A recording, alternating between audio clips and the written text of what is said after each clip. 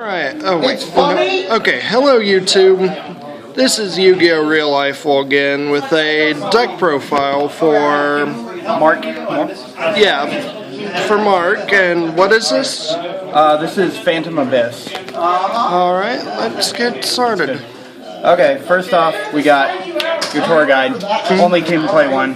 Wish you could play more, but... Yeah. Then, two Fiendish Rhino Warriors. I'd like to play three, but the deck's kind of tight as is. Then we have the actual Burning Abyss monsters. We have one Graph, again, which I could play more. One Calcab, just really good for bouncing things at the end phase with Beatrice. Two Skarms. A lot of people are playing three, but I found that you can get away with two. It's not super great after turn one or two. Then you have two Seers, which I could play three, but, you know, Konami won't let me. Right, it's limited, right? Semi. Then we have pretty much the MVP of the entire deck. What do you want? Three Farfas. Cards probably going to get limited or banned next format. It's what makes Burning Abyss do things. That's it for the BAs. Then we just have your Phantom Knights, which are three boots. If you control another Phantom Knight, summon it. Lovely. Go search out a Phantom Knight spell or trap card, Fogblade, pretty much. Then three Cloaks. It's okay, but it's a Phantom Knight name, and it gets you to boots, so that's pretty good. Then three Gloves. Pump your break swords up to 3,000 attack. It's pretty good overall. So just three of each of all of the level 3s.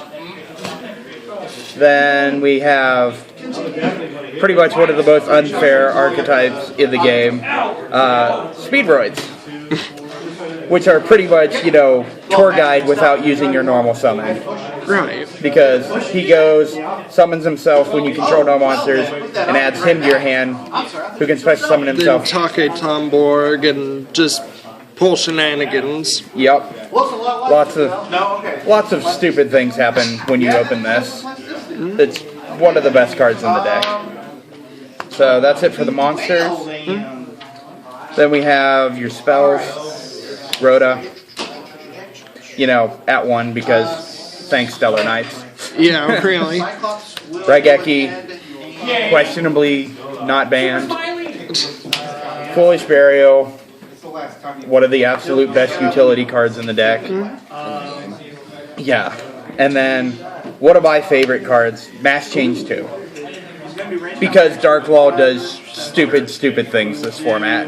Stupid and mean things. Yeah, it hurts almost every single deck. And then, you know, Twin Twisters because plussing off of BAs being discarded and popping your opponent's spell traps is pretty good. And like every card in this deck gets its effect off when it's centigrade, so 4 of this is actually quite good. Yeah. That's it for the spells. Then we have the trap cards. We have one of the Phantom Knight Sword and one of the Wing. A lot of people aren't playing this, they're only playing the Fogblades, but protecting your Dark Law against Raigeki with Wings and Sword is just so good. I wish I could play more of them, but like I said, it's hard to fit cards in here to begin with. Then we have 3 of the best Phantom Knight trap, 3 Fogblades, essentially just your Fiendish Chain, but it's searchable. Right. Plus, I mean, all of the Phantom Knight traps can special summon them from the grave, so it's really good. And then to round out the deck, we have 2 strikes. Why not 3 strike, Mark? Because the other people on my team are jerks and won't let me use them. Fair enough. I hope that's in the video too. It is. It is. Fuck you. Then we have the best thing, tokens. All the lovely tokens. That beautiful Rukia card from a game that passed on long ago. Yep. I'm surprised it didn't last long. Yeah. But now on to what we really want to see. The I extra play one Utopic Future. So good against Cosmos. And beautiful card. Yeah, and since you can bring back Breaksword off of the Phantom Knight traps, it's so easy to make. Then we have 2 Dante. You don't really need 3. 2 is, I've never had a problem with 2. And I mean, it's pretty much the heart of your deck. Then you have 1 Leviair, bringing back all of your banished Phantom Knights, just really solid. Plus, if you get a Tekatomborg stuck in your hand, bringing him out off of this, since he's a wind type, it's really good. Yeah. Then I play the money of the deck, 3 Breakswords. He's an absurd card. Scrap Dragon plus, doesn't matter how he dies, he always gets his 2 Phantom Knights back from the grave. It's just really solid. Even if you bottomless him, he still gets his effect. Then 1 Nightmare Shark, push for game. Right.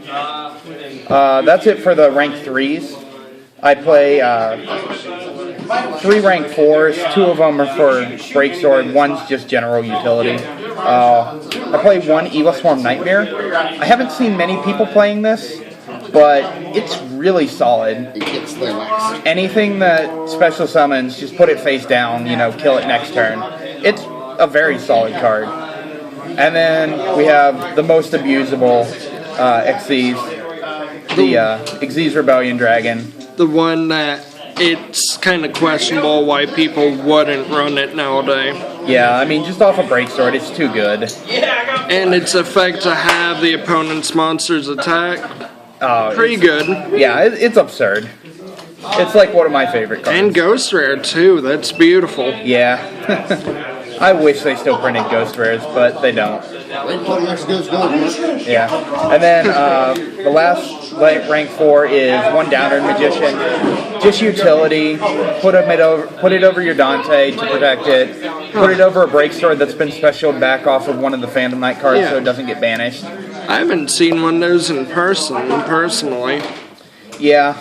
I mean, it's really good. Not a lot of people are running it. Most people are just running him. Like 2 of him, maybe? No, just 1. Like, only level 4. But I mean, I just feel that these are the best way to run it. Then we have probably, I know I've said a lot of cards are good in this deck, but this card is probably just the most unfair. One of the heart and soul Beatrice. cards. It's gonna get banned. Yeah, more than likely. I wouldn't doubt that. I mean, the ability to play on your opponent's turn and just Farfa anything, bounce their backfield, get free searches. It's insane. It, along with Rappelsia, is really powerful. Yeah. Well, even her in a Fog Blade is insane. Right. Then we have, that's it for the Xyz. Then we have 2 Darklaw, For the mask change, too. Yep. I mean, just best card in the format. I considered playing one of the Wind one, the Divine Wind, just to force if I have a spare Tekatomborg or something. Right. I've thought about it. I may test it. But that's pretty much it for the Masked Heroes. And then 1 big Dante. Dante. Quite possibly one of my favorite cards just because of Beatrice. Right. Kind of trash otherwise, but, Beatrice makes it work. Yeah. And that's it. Alright, well, thank you for the deck profile. Yeah. And I will see you guys in the next video.